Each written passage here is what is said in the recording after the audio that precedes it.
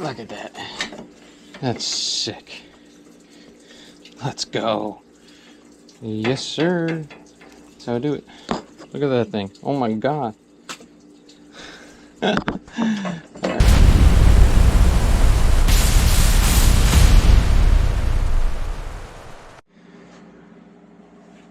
Alright, so we got our house trap here. You can see this crack right in the T here. So what we're going to be doing is getting some more light down here so I'm not working in the dark. But we're going to be cutting out this house trap entirely. My game plan is to cut it right here. So I have all this meat to put a no hub clamp coupling on there. I'm going to eliminate the house trap. We're going to support this stack up high. Figure out how we're going to get that supported properly, and you know, cut the bottom here, and then cut the PVC and just reconnect it straight run with a 4-inch clean out. Reduce it from 4-inch down to 3-inch. Yeah, let me get everything set up. Okay, so I'm just right now getting this stack supported. I just put 2 band irons across the sanitary tee. Now my only thing is I'm going to be cutting it down here below this Y. So once I cut this small section is going to be unsupported. So I'm trying to figure out, I don't want to put the weight on the PVC because that would be stupid to do.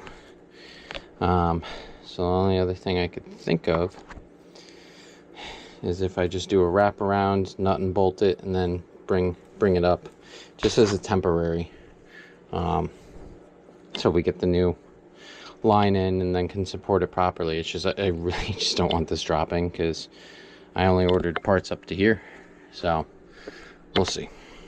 But that should be good. That's sturdy, and for all we know, right above the subfloor is the next hub resting on the subfloor. So, but I'd rather be safe than sorry. Anytime you cut into a stack, just make sure you support it, because they likely didn't do anything 60 plus years ago when they built this house.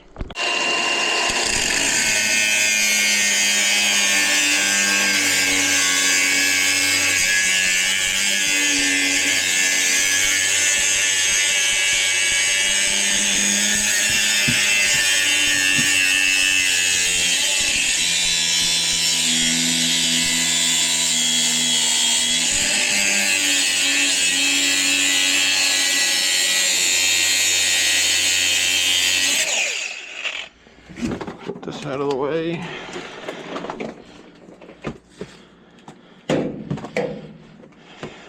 Better bucket here.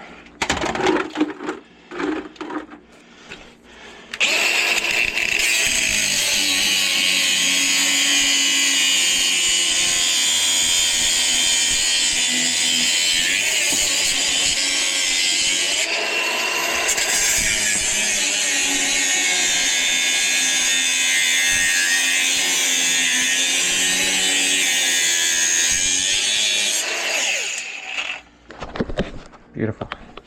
As much as I dislike cutting with the grinder, it's so easy to just make a nice big slice, and then it goes through pretty quickly with the Sawzall. I got my breathing apparatus on because the taste of cast iron, if there's any of you plumbers out there, you know how unenjoyable that is. So I think I'm going to start to cut this as well, and then finish that cut. Or I should be able to cut that without anything moving. So let's finish that off with the Sawzall. I have that cut most of the way through. I'm now going to do a slit cut in the bottom of the trap to drain it out, because you can tell this thing has never been opened. I'm not about to sit here and try to open it. I just want to get whatever remnants are in the trap out of it.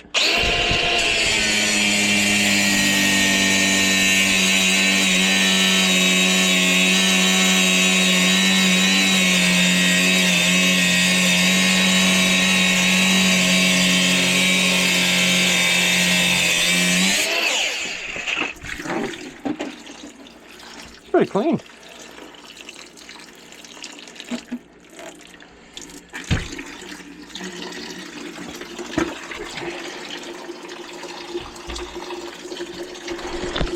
Not bad. Always dropping stuff. I'll show you guys a little something. A little trick when you're working by yourself. Come on. Don't sleep on the baby hammer.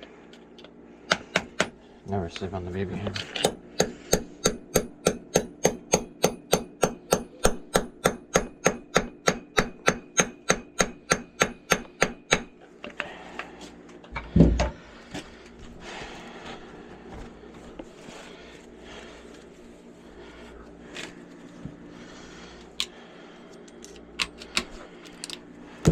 What we're going to do is, since I am by myself, I'm going to put this here. And then this will help me when I cut this trap fully. I'm not going to be able to one-hand it. I wish I could get this one here. That's why I hate working with gloves. I know it's yucky, but like, it's just so annoying. It really is. Come on, baby. Get this as tight as humanly possible. Get in there.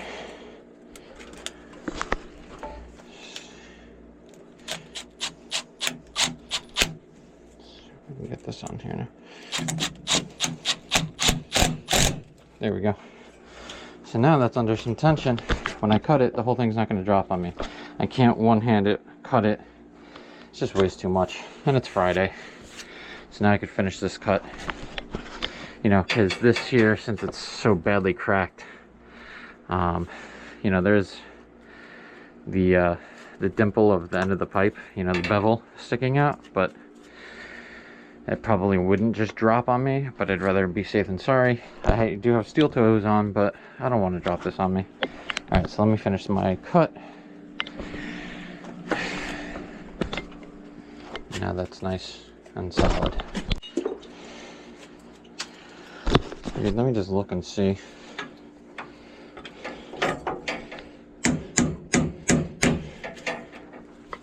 Look at that. Right off. Completely rotted. It's crazy.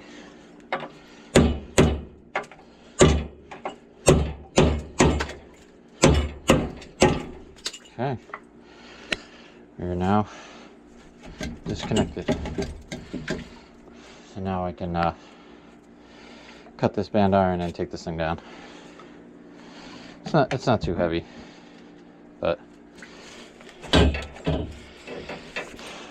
these water lines are like really annoying.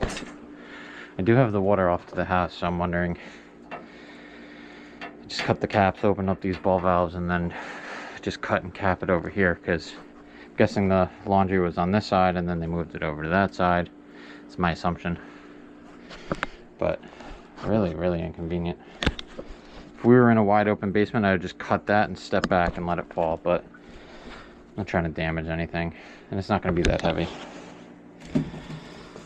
So let's do it on camera, so nobody says I'm hiding anything.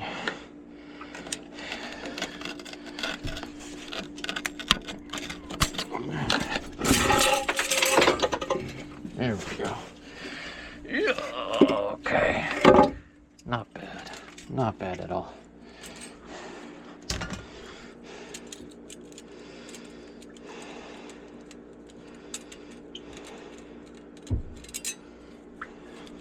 All right. Now this fresh air is a whole nother story. I almost want to whack the hub up there with the sledgehammer, let it break, because I don't feel like cutting any more cast iron, unless I can.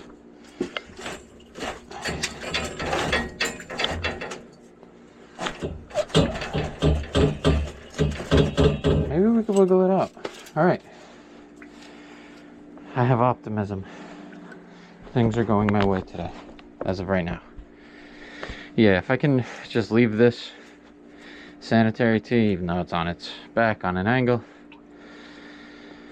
and not cut this here, and just redo a small section with the clean out, I'm debating. Because that could be a problem at some point. Would be nice to just redo it. Alright, let me think that over while I get this out. I'm just looking at the fresh air vent, and I don't think it's gonna come out easy, because it's like it's gotta be at least like a 6-inch piece. So that means I'd have to pull it off the foundation wall 6 inches, and I have that 3-inch copper stack right in the way. So I don't think I'm gonna have my clearance for it. So fortunately, it means I need to put my face mask back on and cut a little bit more. Sorry, sunflowers. So I have this slice now, almost a little more than halfway through. So I should be able to just go down and pop it off. There's so much dryer lint and stuff up here that I did not want to use the grinder. So I had to do it with the Sawzall, which when you're first starting the cut on cast iron, it takes a while to get it going, and then once you've got it sliced, then you're good to go. Yes, I'm standing up. Just giving you guys a little update. I've been cutting this right above the hub here on the elbow, and it's tough because it's like I don't want it to drop and fall into anything, right? I don't want to hit this on its way down. I don't want to hit the water lines. So like, you know, I cut a good chunk of it. I would say like at least 60 or 70% of the way through. And as I'm cutting it, like you could see the gap is starting to open because the weight of the pipe is separating the pipe from the elbow.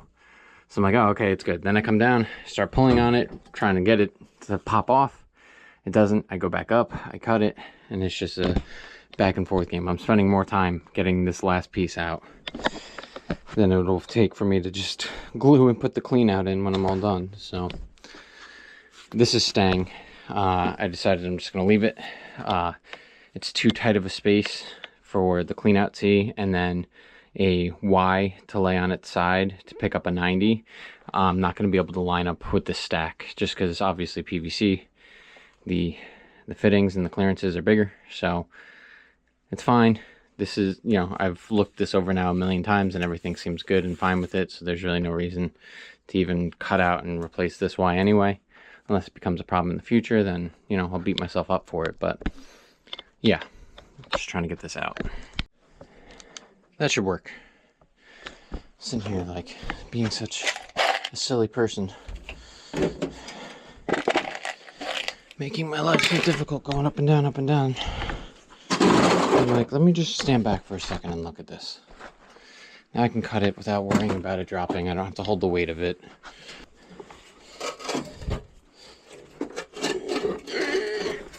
I mean, that's got some good weight to it. That is why I did not want it to just drop, because that would have sucked. Alright, we're going to figure out what the game plan is with that fresh air vent. Either just going to cap that 90 or pop the 90 with the hub out and just get a piece of plywood or 2x4 to cover the opening. And then outside we'll put back the cover, so it's kind of just acting like a dummy piece. But let me hydrate myself, and practically almost done. Once we get that done and we get our piece with our clean out connected, we start running, testing everything. It's 9:35. If I didn't just spend like 45 minutes on that, we would be flying through this. I already took the grinder before and just cleaned up the edges here. I'm going to be using my 4-band Husky couplings. They're rated for underground. I'd rather be safe and have that extra support there. So let me see what I'm doing with this now. It's the final piece of the puzzle with that. And of course it's all brick and cement. So I might just be cutting a piece of wood and anchoring it from the outside. So there's really no good way to get it closed up from in here. Alright, on to this. Okay, so from end to end over there I have just about 21 inches. Exactly. Need a little bit of space for my couplings. But we can see that the T is 5 inches. So that means we need a 16-inch piece that we cut in half and do 8 and 8. 8 plus 8 is 16 plus 5 is 21. So we're going to go cut that 16 right now. And we'll be back in. I've brought this up in the past too. Yes, this is a little dabber. A little, you know, this isn't like the big size one that come in the larger cement cans, but we don't normally work with 4-inch. Very rarely do we work with 4-inch. And I'm not even really gluing PVC that often to justify getting the bigger cans. And then what happens too is that it spills in my truck. Even if I set it upright and I close it as tight as humanly possible, it spills.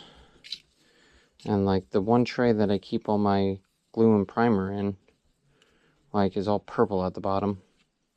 So it's like no matter what, it's annoying. So yeah, there's no sense in getting the bigger cans. They also go bad. Like, I have a couple cans of glue in here that I brought into the house that have been sitting on my truck because I want to see which ones are good and which ones I need to just toss out. So like if I get big cans of glue and primer and then I'm not using it frequently enough to justify it, then it's going to go bad, and that's a waste of money, and we don't like that. Look, I have this tight, really tight, and this will still find a way to leak. I think probably because of the temperature change inside the truck. Whatever. Alright, both these ends are prepped, and let's get them glued. Okay, so I know I've gone over this before, and yeah, it's just glue and PVC, but there is a right way, or a good way, good practice. First is to hit the pipe. Make sure you get it very good. Then you want to hit the fitting. Make sure you get all the way down to that bevel. Obviously it's easier with a bigger dapper, but whatever. Then you want to come back to the pipe again.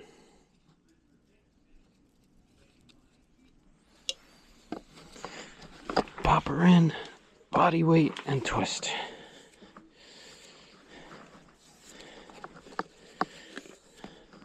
And you can see I primed it like just perfectly to where you can see the primer, but it's not like obnoxiously purple.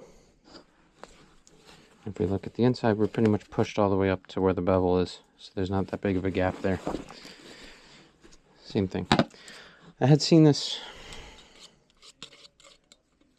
I think it was on like Odie's page on Instagram, where they recommended doing this. Yeah, you could just glue the pipe and glue the fitting, or some people just glue one or the other and not both. But since this is our main sewer line where every single thing in this house is going to travel through here, I'd rather ensure that we have a nice good seal on here and we don't have any issues. Okay, same thing, body weight, give a little twist. You can see the same thing on this side, nice line. Now when I did new construction many years ago, I was doing new construction, let's see, before my daughter was born, so 2017. When I was doing new construction, the guy I worked with, he would glue the pipe, the fitting, and then he would take the dabber after they were put together, and then he would go around this as if it helped in any way. I thought it was just a waste of resources, but it's just me.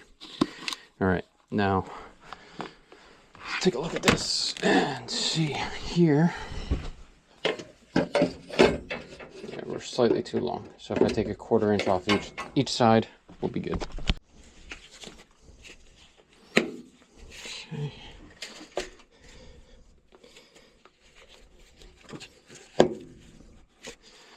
Beautiful. Now, I sometimes like to do that, but I'll just keep it upright. Either way, if you got to open this clean out to snake the waistline, you're kind of screwed anyway, because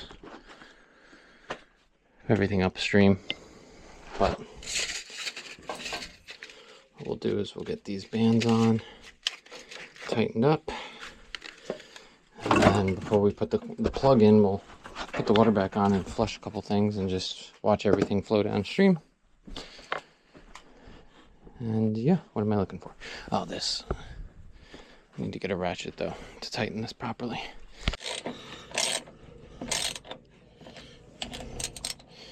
I can't use my 5/16 T-handle, my torque wrench set for 60 pounds because whatchamacallit, this 4-band coupling is 3/8 and not 5/16. Yeah, this was dripping because someone must have ran or flushed something, and this was completely loose and not made up yet. So to answer a question that someone may ask, and the homeowner actually asked, because when I originally quoted this job earlier in the week, one of his things was that, you know, why is the price the way it is if you were just snap cutting the cast iron and, you know, putting in some PVC? And I said to him, well, part of that is that we aren't snap cutting the cast iron. Reason being is, one, I don't even know if we have one at Pipe Doctor. We probably do. I used to have one in my garage from when I worked in the city, and then I never used it, so I sold it on Facebook and shipped it across the country to someone. But regardless, that doesn't matter. I have this belief that I don't like to snap cast iron that is been in someone's home for 60 plus years. I don't want to risk the fact that if it's brittle and it cracks and it breaks more than what I intended for it to break, I'll be incredibly upset.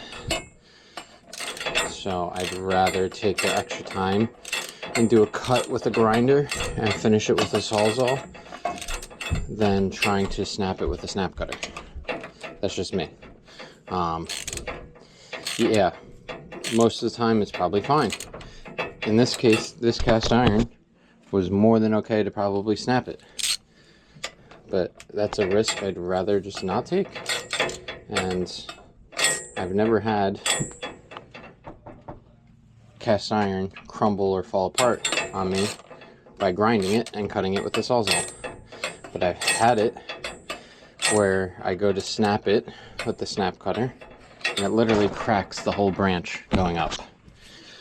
And now you just made so much more work for yourself. Which is not a bad thing, right? That means that cast iron needed to get replaced anyway. But you know, if we could prolong, look, I'm all about making money and doing as much as I can for people, but also you got to keep in mind when you are service plumbing, you need to keep people's budgets in mind, because not everyone's willing to just continuously spend and keep fixing things.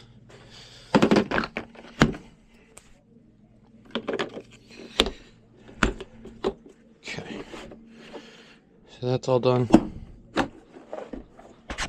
Let's run some water. This piece of very thin ply that I was able to slide up beneath the siding and get the bottom screwed into the foundation wall, so that this way it's pressed up against there, and then siliconed it just so that this way we don't have any critters or rodents or anything like that coming through. So let me just get a picture of this. Say cheese. Who's emailing me? I know it's delayed because this order's been delayed for multiple days now. I have to call supplyhouse.com. They've been get one over on me lately. They sent me, I ordered a bunch of stuff from them. They sent me a delivery with 2 different items. One of the items, so one was a bonnet for the Delta monitor, just so I could have a new one in case I ever have to cut one out. And the other was a cartridge, a 17 series cartridge. Well, the bonnet didn't come. Instead, it was a cartridge and a 24-volt relay. So I called Matt at Supply House and was like, dude, what is this? And he's like, oh, yeah. He's like, that's not right. Send it back to us and I'll get you the bonnet. So that was fine. But then I have this other order that I ordered like Tuesday, and it's been delayed now multiple days in a row. So I'm gonna have to call him again. All right, let's get back inside. It's been a while since we ripped out the good old sewer camera. There's a little bit of standing water at the bottom of the pipe. Someone in the house accidentally flushed before. Ah. I wonder if that right there is the culprit. Can the camera flip, please? No? Don't feel like it today? Okay. Well, you can't flush that stuff down. Let's see if I can...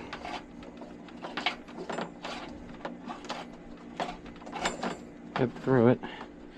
I just wanted to make sure that the rest of the line looks good. You know what? Let's go run some stuff and flush some stuff so we could send this downstream and get it out of here. Let's do that real quick. You power off.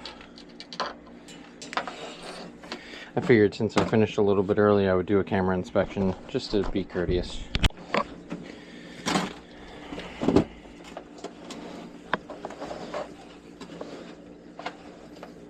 A little bit of roots in the line right here.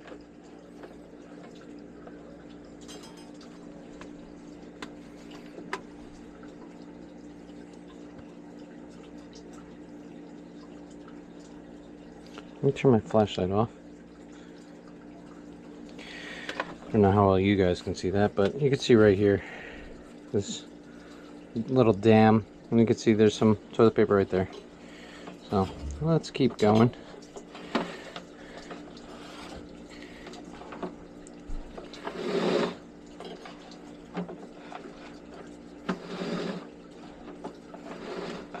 Yeah. Whoa.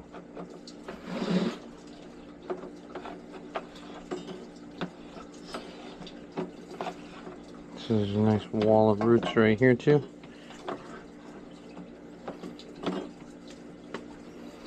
It's likely why that fresh air vent began to clog, or began to overflow, where it was cracked. Because at certain points the line starts backing up a little. Not enough to where they could see it from a fixture, but enough to where it can cause that thing to start leaking. This is a pretty steep slope the rest of the way. The only thing about this camera is it does not tell me how far away we are.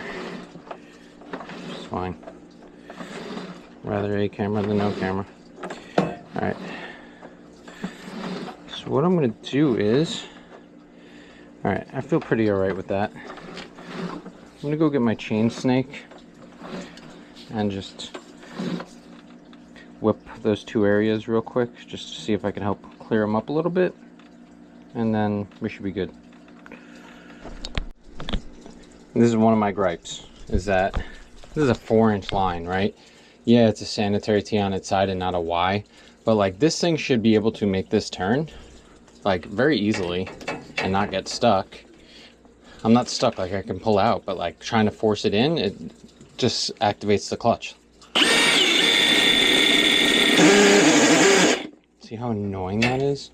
That's my one gripe, Bridget. I'm sorry, I love you guys, but that's what I was saying. This thing is very situational with how it works. Yes, I am using my pistol snake for a main line, but I also know what I'm doing. And I have the camera in there. Wait until I show you guys what I pulled out. Come on. Come on, she's a big one. It's a tuna. It's gotta be.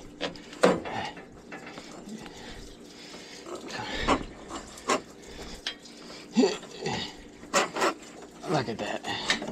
That's sick. Let's go.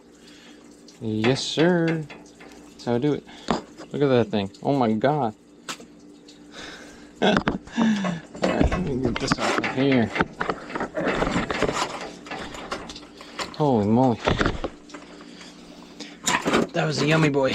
Look at this. Literally, giant root pile. Take a look inside here. Just clean as a whistle.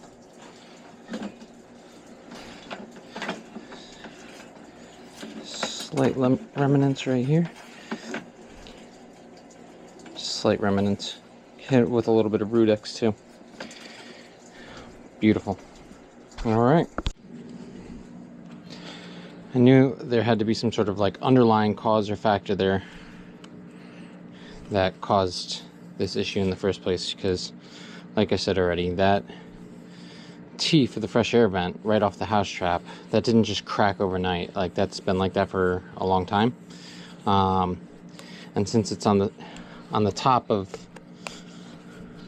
the waistline, the only way that would ever really leak is if it was backing up.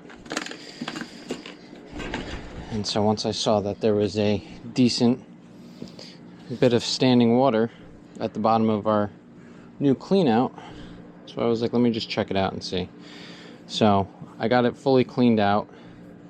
I did hit it with a little bit of Rudex. Told the client to just, you know, try to avoid flushing or using anything for a bit, just so that can work its magic and do what it needs to do. But I would definitely recommend, because of the tree that's in the front yard, that we come back and do an annual snaking every year. Just because, especially now that we have removed and taken those roots out of the line, they're just going to come back worse. You know, all we're doing is giving it more room to grow back, and it will, because it always does. But, you know, even if they pay to have that tree removed, the roots will still continue to be a problem for years to come. So at the end of the day, whatever they want to do, they could do. Let me just cut this out of here, because this looks, even if I just tuck it behind, just get it out of the way so it's not just poking up there. All right, cleanup time. Let me know what you guys think. That was a fun one. I used to do those a lot at my previous employer, taking out house traps and just putting in straight cleanouts. Usually when people have enough trap stoppages where they're at the point where they don't want to pay for snaking anymore is when they normally do it. Or in a situation like this where, you know, part of the house trap itself is messed up, or, you know, it doesn't make sense to put another house trap back, especially if it's not required by code anymore.